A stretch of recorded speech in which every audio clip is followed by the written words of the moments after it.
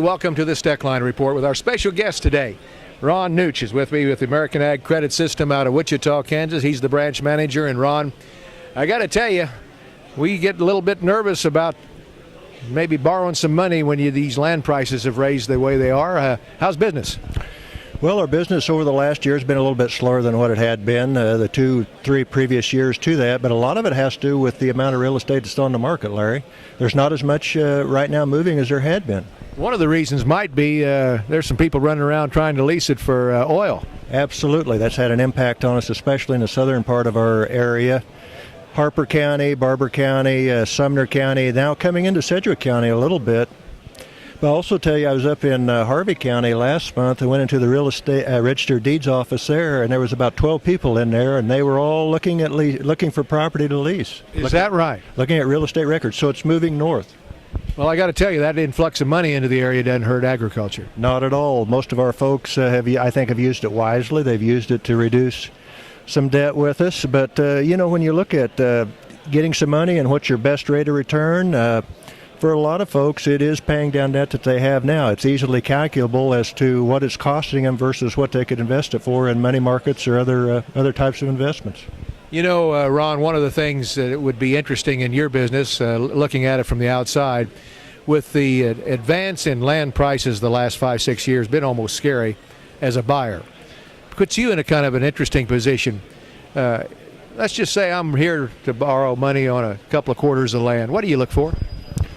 Well, we're going to be looking at the individual's capital position. We're going to be looking at what equity they have available. We're going to be expecting that they put some equity into the purchase, either in the form of cash or another real estate. What are you comfortable with there on a percentage? Well, it's going to depend a lot on what the equity is and also what the repayment capacity of that individual is.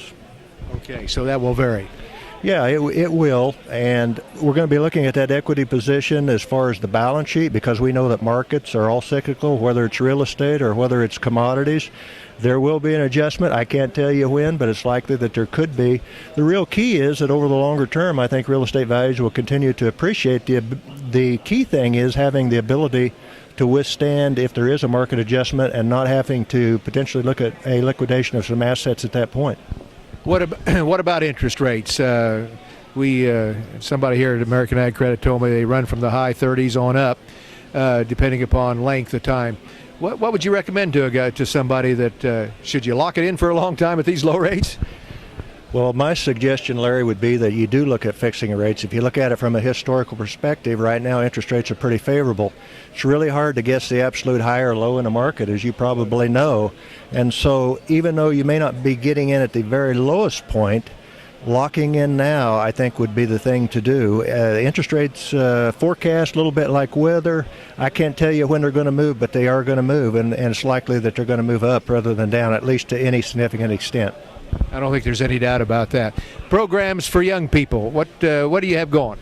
Well, a couple of things I'd mention. First is our Ag Youth program that we offer, and that's to help those younger folks that are actually in junior high or high school, whether it be an FFA project or a 4-H project. And so we do have some funds available to help those folks with purchasing an animal for the fair, for feed costs, that sort of thing. And so we encourage people to inquire about that if they're interested.